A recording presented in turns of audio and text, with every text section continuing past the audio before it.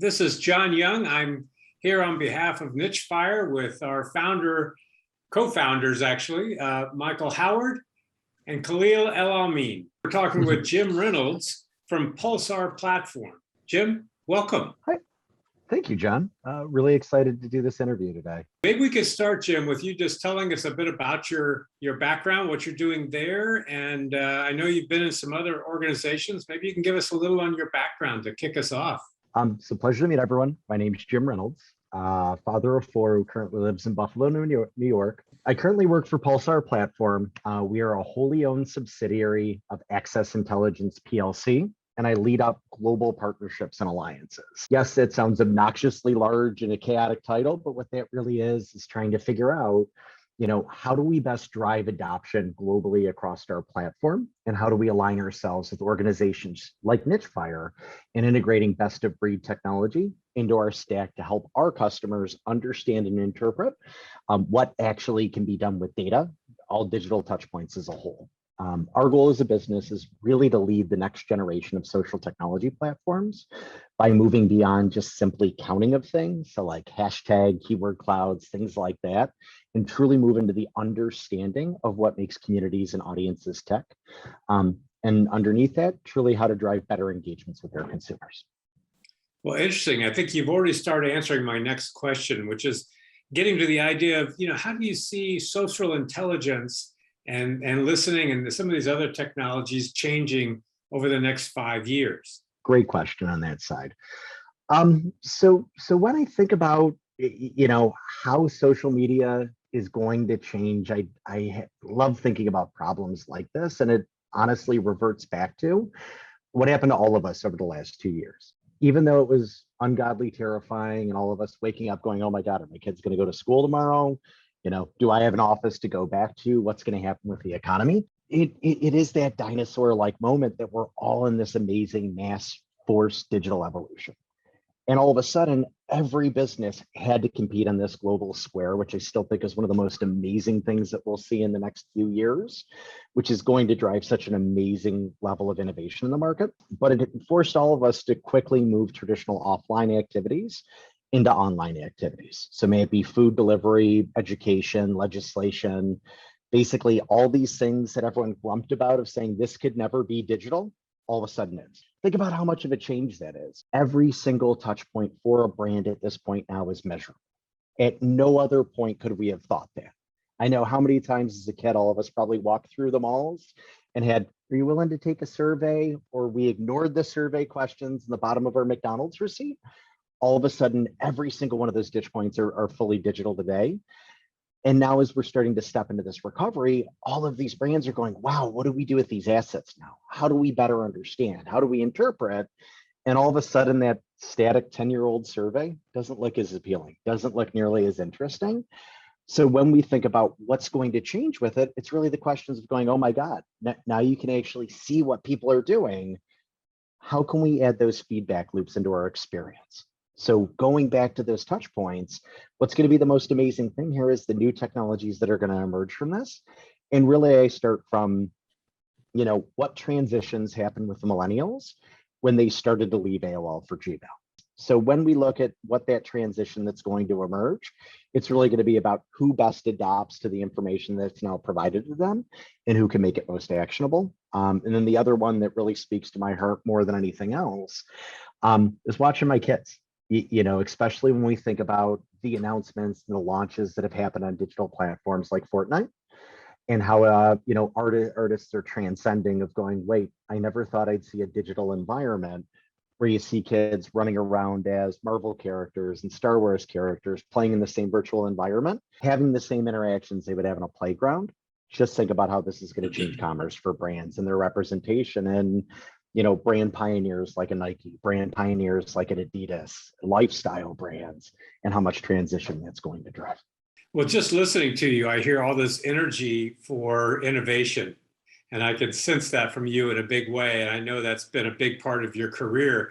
So this is a simple question that's going to lead to my next question, but do you see yourself as an early adopter of technology yourself? Maybe. And again, I mean this almost as just like an explorer. I've been lucky enough to kind of stumble into these markets at the right time.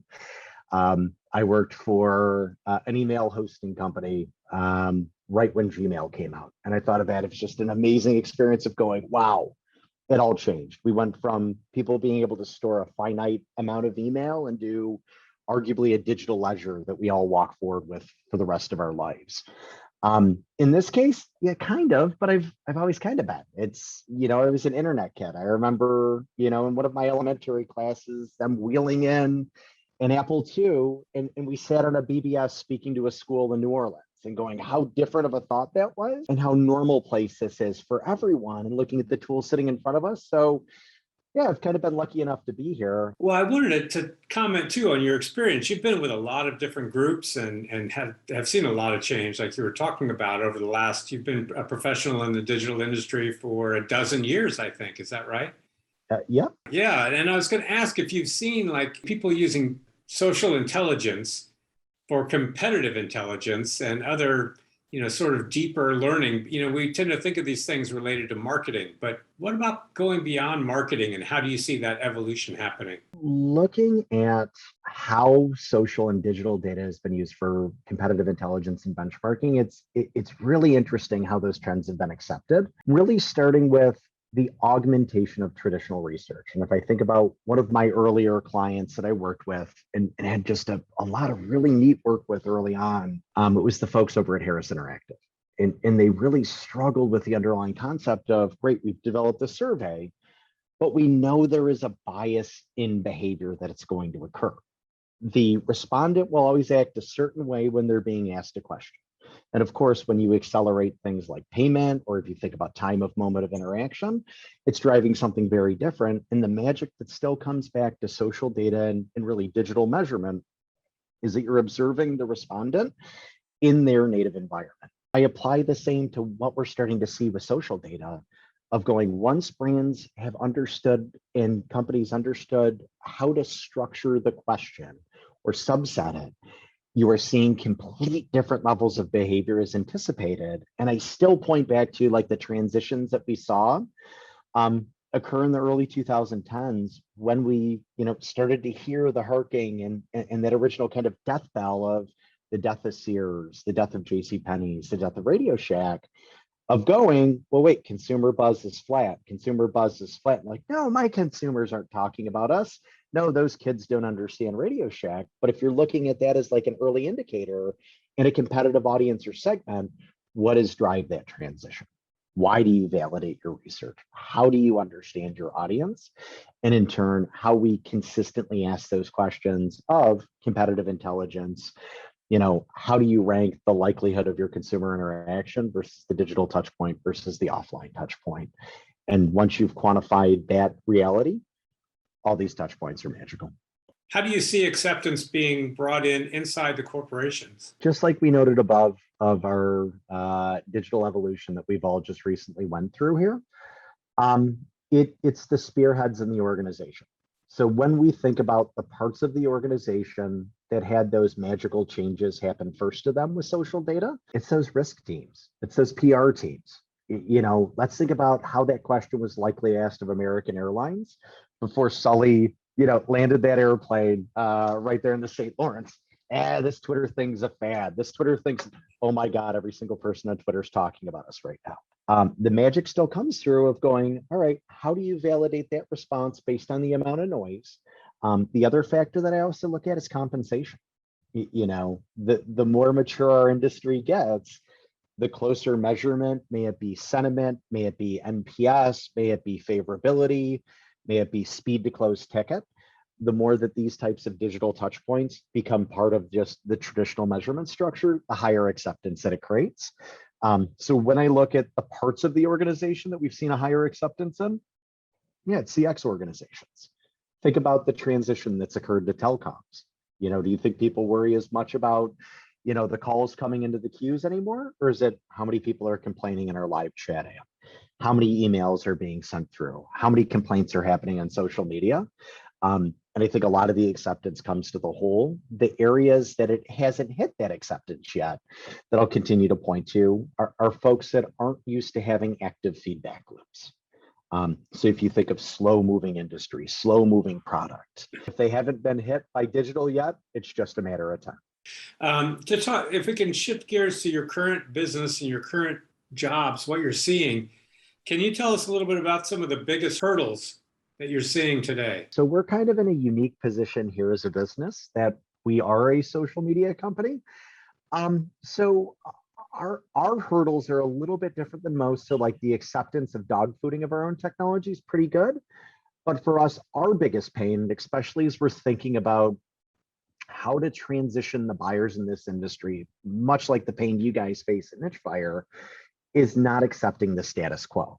You know, we're trying to light fires under our customers to be that evangelist, to be that pioneer, someone who's willing to say, well, yeah, I know that company's a big company. Yes, I know they're big and secure, but if all they're representing is a topic cloud that you hover over and see 53 mentions, no, that's not an insight. That's not telling you 87% of your customers are unhappy with a feature in your product. That's something that can truly drive business change.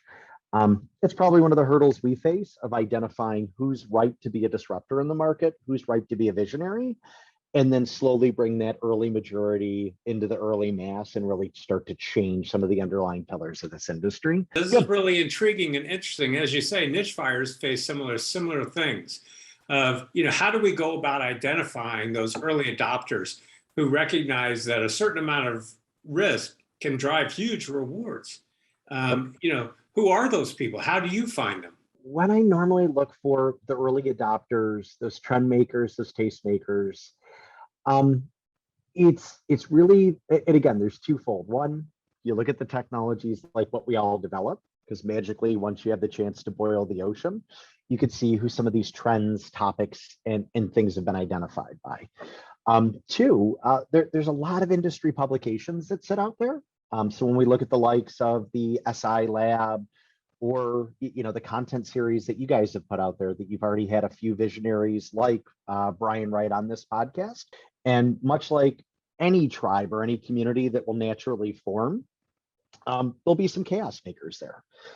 The other approach that I've always looked at, and again, classic challenger, find whose business is being disrupted. Find who's already kind of drowning and their heads bobbing under the water right now, who has the opportunity to drive change, because more often those folks that are willing to drive change at that moment of catalyst are those folks that are often going to jump ship and bring that change to another organization. And if we look at the first iteration of who were some of these change makers early on, the Brian Solises of the world, it's all about driving that initial change, identifying it, and starting to talk about that, and breathing life into the topic publicly. So which brands are probably going to be most impacted by this change? Who has a disruptor attacking them in a quick fashion? And how do you help them find potentially a life raft? And that's where I've often seen opportunity emerging, as well as our fellow peers in our shared universe of folks who are just willing to look at things just a slightly different way and are willing to, try new flavors. Are you willing to share one of your success stories? So we're winding back to the early 2010s through mid 2010s. I probably ran a stretch 6 Super Bowls in a row, where I was actively doing campaign monitoring on behalf of our clients. It was probably still some of the funnest experiences of working on, Chrysler's run of commercials, starring Eminem, starring Clint Eastwood. Oh my God, I'm actually going to do reporting that's going into the world's largest agencies, the world's largest brands, and some of these celebrities might see our content.